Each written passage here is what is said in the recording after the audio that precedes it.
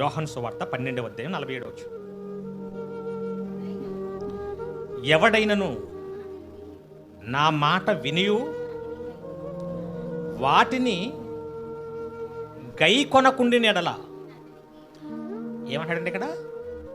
నేను వాక్యం చెప్పడానికి వచ్చాను ఈ భూమి మీదకి, దేవుని మాటలు అందించడానికి వచ్చాను, యేసుక్రీస్తు వారు. నేను చెప్పింది విని కూడా పాటించకపోతే, గైకొనకపోతే నేను అతనికి తీర్పు తీర్చను అన్నాడు. అంటే అర్థం ఏంటి? అతన్ని శిక్షించను. ఎవరంటారండి ఈ మాట? యేసుక్రీస్తు దేవుడే కదండి. ఏమంటాడు దేవుడు? నా మాట వినకపోయినా నేను తీర్పు తీర్చను. చదవండి. నేను ఈ లోకమునకు తీర్పు తీర్చడానికి రాలేదు, నేను రక్షించడానికే. మన టైటిల్ వచ్చింది చూడండి. ఆయన ఎందుకు వచ్చాడు? ఇంతకీ శిక్షించడానికా రక్షించడానికా? రక్షించడానికే వచ్చాడు. నేను తీర్పు తీర్చడానికంటే శిక్షించడానికి రాలేదు. నేను ఒకవేళ నా మాట వినకపోయినా నేను శిక్షించను.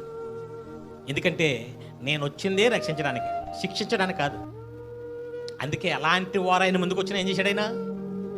క్షమిస్తూ క్షమిస్తూ, ఉమ్ములేసినా క్షమించాడు, వెన్నుపోటు పొడిచినా క్షమించాడు, తప్పు చేసి దొరికిపోయినా క్షమించాడు. చివరికి అతను చంపేస్తున్నా, తండ్రి వీళ్ళకి ఏం చేస్తున్నారో క్షమించాడా శిక్షించాడండి? ఎందుకంటే ఆయన వచ్చిందే క్షమించడానికి, రక్షించడానికి, శిక్షించడానికి కాదంటున్నాడు.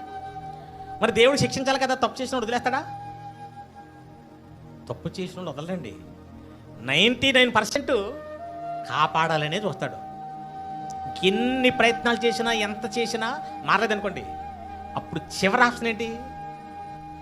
దుష్ట శిక్షణ. అక్కడ ఇప్పుడు అదే చెప్పాడు చూడండి. ఎవడైనను నా మాట విని గైకొన్నడలా నేను అతనికి తీర్పు తీర్చను.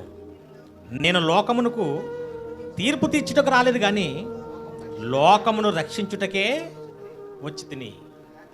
నన్ను నిరాకరించి నా మాటలు అంగీకరింపిన వానికి తీర్పు తీర్చేవాడు ఉన్నాడు, శిక్ష విధించేవాడు ఉన్నాడు. శిక్ష ఉంది. నేను చెప్పిన మాటయే అంత్యదిన ముందు అతనికి. ఇప్పుడు ఎప్పుడు శిక్ష వస్తుందంట? అంత్యదినం ముందు. అంత్యదినం అంటే ఎప్పుడండి? యేసుక్రీస్తు రెండవ రాకడ, నెక్స్ట్ మన చావు రోజు. మన చావు రోజే మన అంత్యదినం. అంత్యదినం అంటే అందరూ యేసు రెండవ రాకడ అనుకుంటున్నారు. అంత్యదినం అంటే మన చావే మన అంత్యదినం అండి, అంతే కదా, లాస్ట్ దినం అని. ఎప్పుడైతే మనకు మరణం వచ్చిందో అప్పుడు తీర్పు జరిగిపోద్ది.